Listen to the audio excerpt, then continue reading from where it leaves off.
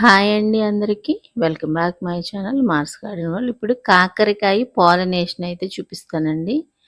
ఇదిగోండి కాకరకాయని పాలినేషన్ ఇలాగా చేసుకోవాలి.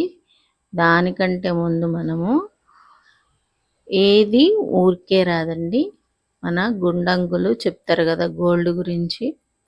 మొక్కలు పెంచుకొని ఆర్గానిక్గా పండించుకొని తినాలంటే అది కూడా సింపుల్గా అయితే రాదు. మీరు ఇలా పాలినేషన్ చేసుకోవాల్సిందే.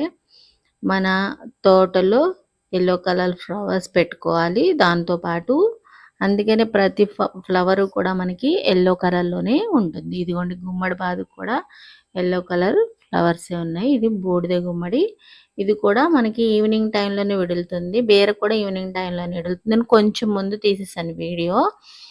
మళ్ళీ నైట్ అయిపోతే మనకి లైట్ ఉండదు కదా, అప్పుడు పాలినేషన్ చేసినప్పుడు కుదరదు. అందుకనే మీకు కాకర మార్నింగ్ టైంలో విడులుతుంది కాబట్టి అది పాలినేషన్ చేసి చూపించాను. మన గార్డెన్లో బీరకాయలు, సొరకాయలు, కాకరకాయలు, డ్రాగన్ ఫ్రూట్స్ చూసారు కదా చక్కగా ఇప్పుడు మొదలైతాయండి. మే నెలలో మొదలైతే మే, జూన్, జూలై, ఆగస్టు, సెప్టెంబర్ వరకు, అక్టోబర్ వరకు వస్తూనే ఉంటాయి కాయలు ఒకటి తర్వాత ఒకటి. మంచిగా బియ్యం కడిగిన నీళ్ళు, పప్పు కడిగిన నీళ్ళు వేసుకొని డ్రాగన్ ఫ్రూట్కి దాంతోపాటు ఆ మధ్య మధ్యలో మనము కౌడంగ్ మెన్యూర్ అనమాట, ఘనజీవామృతం ఇస్తే మొక్కలు అనేవి చాలా బాగా పెరుగుతాయి. ఇప్పుడు చూసారు కదా ఇవన్నీ కలుపు మొక్కలు చాలా వచ్చేసినాయి బండ మొక్కల్లో.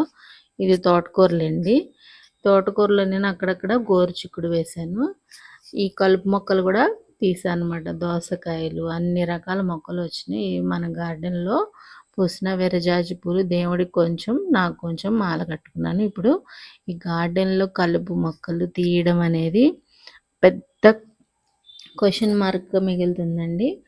10 రోజులకే 5 రోజులకే ఇలాగా మనం పెట్టిన మొక్కల కంటే ఈ మొక్కలే ఎక్కువ వచ్చేస్తున్నాయి. ఎంత విసుకొచ్చేస్తుందో అసలు. మీరు గార్డెన్లో ఇలాగే వస్తుందా? రైతులు అందుకేనండి వ్యవసాయం చేయాలంటే చాలా బాగా ఇబ్బంది పడిపోతున్నారు. అసలు ఈ ఈ యొక్క మన ఈ కలుపు మొక్కల్ని చూసి అబ్బా ఇంతలాగా తీయాలా అన్న ఫీల్ అయితే నాకు వచ్చేస్తుంది. మీరు కూడా ఇలాగే ఫీల్ అవుతారా? ఒక కామెంట్ అయితే చేయండి. ఇప్పుడు బీర, బెండ మొక్కలు అన్ని మొక్కలకి నేను చుట్టూ కూడా ఇలా చిన్న చిన్న చిన్న చిన్న మొక్కలు అసలు ఎంత చిన్నవి అంటే వచ్చేస్తున్నాయండి. ఇంకా తీసిన కొంచెం పెద్దవన్నీ తీసాను.